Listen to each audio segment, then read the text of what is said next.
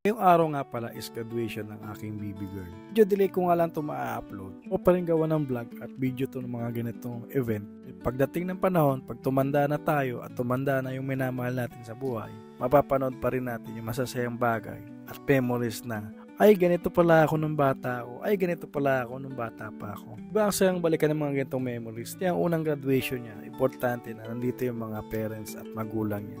Natin silang suportahan sa first graduation nila para daman-daman nila sinusuportahan nyo sila sa ginagawa at pag-aaral nila. Bago magsimula ang graduation, nagpapasalamat muna tayo sa Diyos na nakatapos ang ating mga anak sa taong ito. Tama na rin ang achievement nila, nakapagtapos sila sa unang baitang ng schools nila.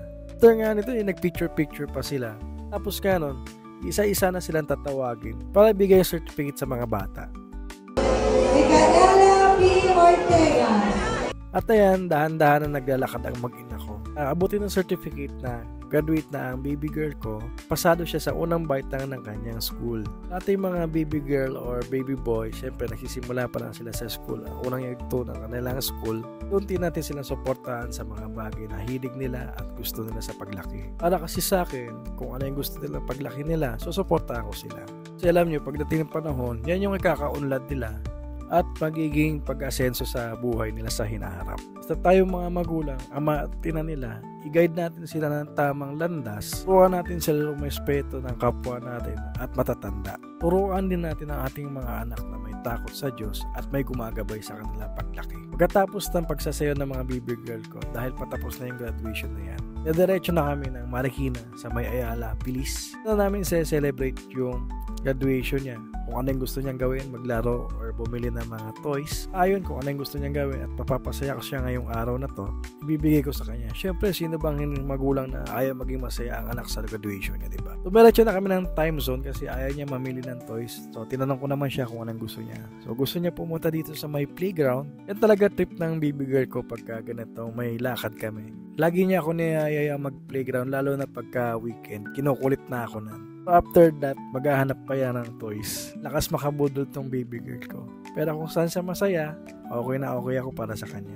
Alam nyo, minsan lang naman sila maging bata. Ibigay nyo na yung best at gusto ng anak nyo. Pag nandun siya sa playground, ako naman, naglalaro muna ako dito sa Willow Watkins. Kasi trip ko sa time zone mag-ipon lang ng ticket, then mag-claim ng mga item na gusto kong bilhin.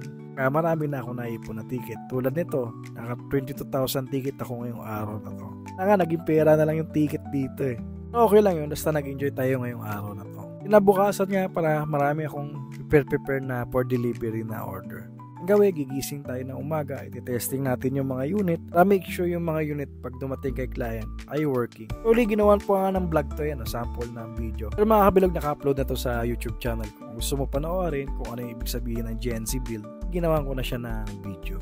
Importante kasi sa mga client natin ay napapaiintindi natin yung produkto na binebenta natin. Kasi yung post lang tayo ng post, hindi nila alam yung product description na binebenta mo.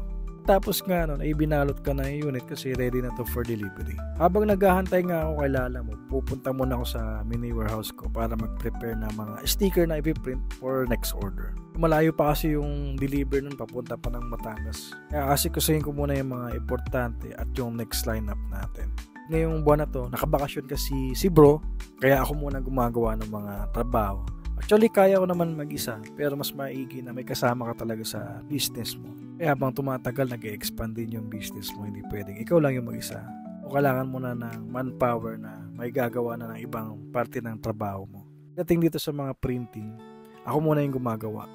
Maya-maya dumating na si Lala Move, ito sasakay ko na lang yung order na binalot ko kanina. Yung malayo nga pala itong pupunta ng unit ito, Albay pala. Abutin ng kalating araw daw yung biyahe.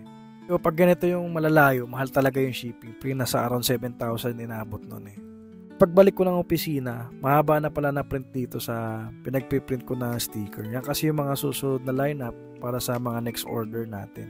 Kaya napakalaking tulong na meron ka talaga sa sariling printer or machine kasi hindi ka na kailangan magpa-outsource sa labas. Ikaw na mismo yung gagawa. Within a day or an hour, kaya mong tapusin yung sticker. Dati nag-aantay pa kasi ako ng 3 to 5 days para dun sa sticker sa pinagagawan ko dati. Pero ngayon, ako na lang yung gumagawa at mas less hassle pa. Advantage din pag nasa yung production, yung mismong paggawaan ng mga ganitong bagay na sticker na to. pwede rin sila magpagawa sa'yo. Actually, hindi lang sticker, pwede rin sila magpaprint ng tarpaulin. Nakaraan, mayroon akong project na tarpaulin na sa 300 plus din yung naiprint. Leksyon ngayon.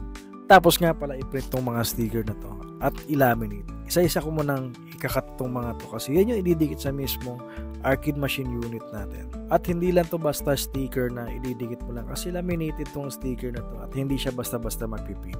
Kaya ganito ka-quality yung produkto natin. Hindi tinipid. Proven na talaga yan. May client ako na binaha yung unit. Hindi man lang natuklap yung sticker or nag-print.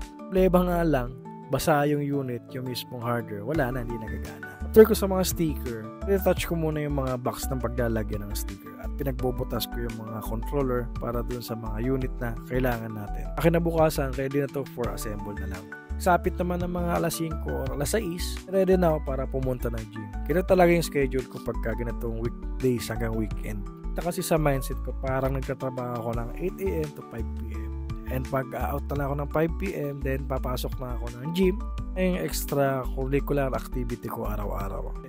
Instead na mag-Netflix ako, cellphone or PS5, hindi ko bigyan ng time tong healthy living lifestyle ko. Kasi alam niyo mga kabilog, hindi naman tayo habang buhay dito sa mundong ito. Pamuhay ng walang sakit at walang problema. Sure na lang siguro pag umabot tayo ng 100 years dito sa mundong ito. Importante sa akin, pahalagaan natin yung kalusugan natin bago mahuli ang lahat. Pare, ginagawa kong healthy ang aking lifestyle para makasama ko pa aking mga minamahal sa buhay.